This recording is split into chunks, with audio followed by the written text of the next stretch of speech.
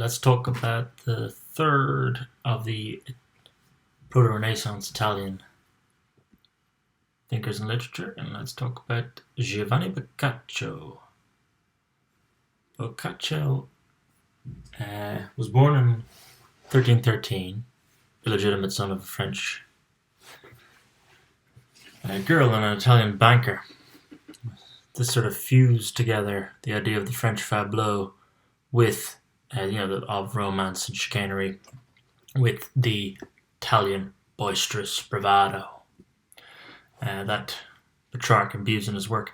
That Boccaccio imbues in his work. Petrarch is the more reserved figure of the two.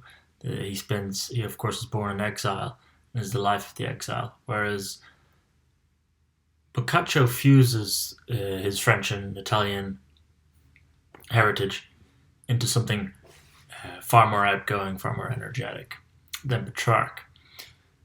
They were friends though, nonetheless, and he gave Petrarch a copy of Dante, and Petrarch's last work was a Latin translation of Boccaccio's Pacian Griselda. So there's a real interlocking of literary minds there.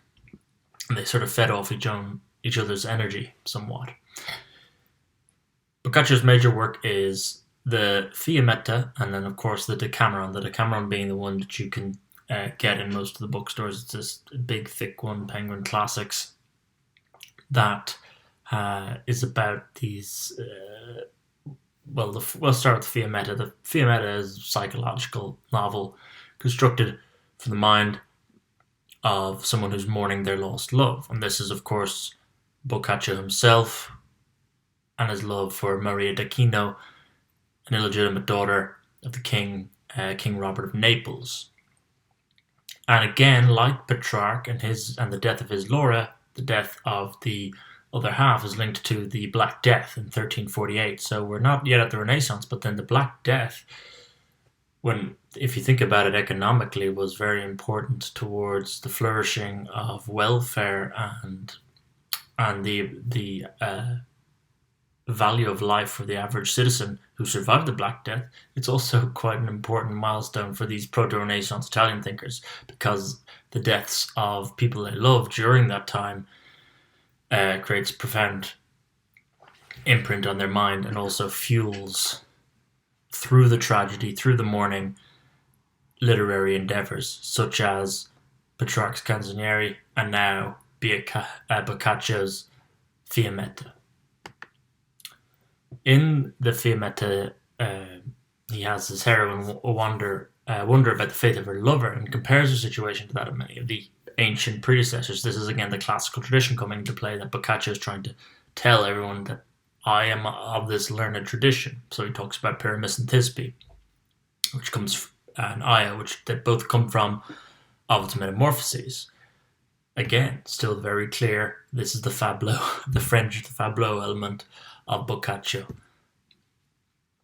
And then Fiammetta eventually yields to her lover, and it is only after consultation not with God or the Virgin Mary, but with Venus, who is dressed seductively, that she yields to the lover. So there's an interesting part there on Boccaccio's mind, because he had a lot of pagan elements. Ovid, of course, extremely pagan, and his approach to love extremely pagan. So once Boccaccio's taking from Ovid, he's going to be leaning towards that, which was interesting, quite different to how Dante used Virgil. The Plague is also the inspiration for his other famous work that we mentioned, the Decameron. This is more a group of stories in Italian prose of adventure, love, trickery. Sort of, you can see elements of the Romance of the Rose still there. But the format is obviously without classical precedent.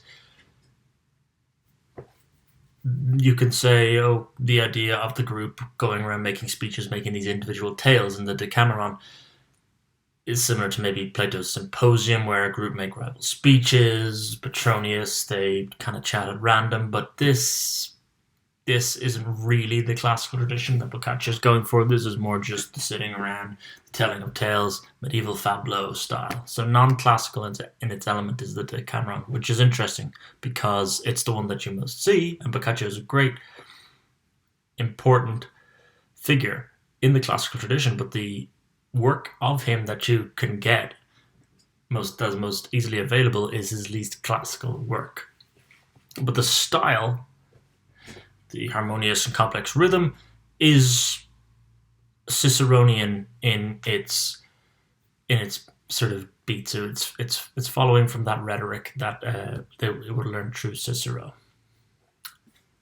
Boccaccio also dabbled in poetry, and of course had to, in poetry more than prose, it's more upon the writer, even at Boccaccio's time, to take on the classical tradition. So he tries to write the Theseid, which is going to be like the Iliad. It's going to be an epic about what happens to Theseus, and he modelled that, of course, all Virgil.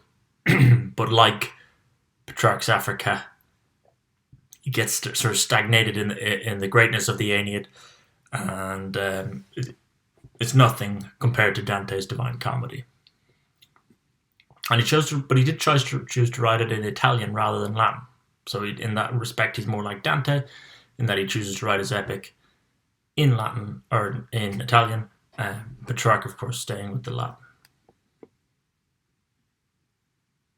And his Filostrato is a retelling of Troilus and Cressida, and that's interesting because we know that Chaucer takes on the tale. It filters up into England, these tales of Boccaccio, and Chaucer then uses to write Troilus and Cressida, which is where Shakespeare then also gets his inspiration through Chaucer. So Boccaccio, in his writings of his classical tradition poetry, in his Philostrata and his Theseid, it's an important seed that goes into Chaucer and reinvigorates the English literary scene. We must also mention Boccaccio's sense of scholarship.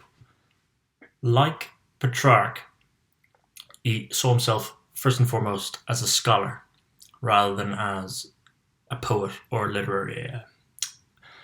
literary author. But unlike Petrarch, he was arguably a better scholar. Petrarch was good at going and finding the manuscripts and being a sort of town-to-town huntsman for these ancient manuscripts, being a collector in that regard, but never could master Greek. Boccaccio could master Greek, with the help of a Calabrian who had retained it, Leontius Pilatus, and through that was able to translate Homer. And he found many lost classics from that Greek side of things, as well as from the Latin. I think he found a manuscript of Tacitus, and then he eventually settled down in his later life, turning away from maybe his more pagan zeal that he exhibited in the Fiammetta towards his reconciliation with the Church. And this is seen in his conversion to Christianity in 1361, in which he sort of reconciled himself with moral Christianity. And that can be seen partly due to the classical influence coming over him and his realization that a lot of his more earlier work, the Decameron and so on, falling on less classical tradition, and the more and more he got into the classical tradition, he kind of realized that the paganism he felt was something of a hollow paganism, and so he eventually did convert back to Christianity and could find Christianity as being comfortable within the classical tradition for him. And it's an interesting battle because it's not one that settles with Boccaccio. It rattles down the ages. Even some of the most learned people in the classical tradition, you think of Shelley, who continue that sort of idea of reinvigorating classical paganism and don't often have reconciliations to Christianity.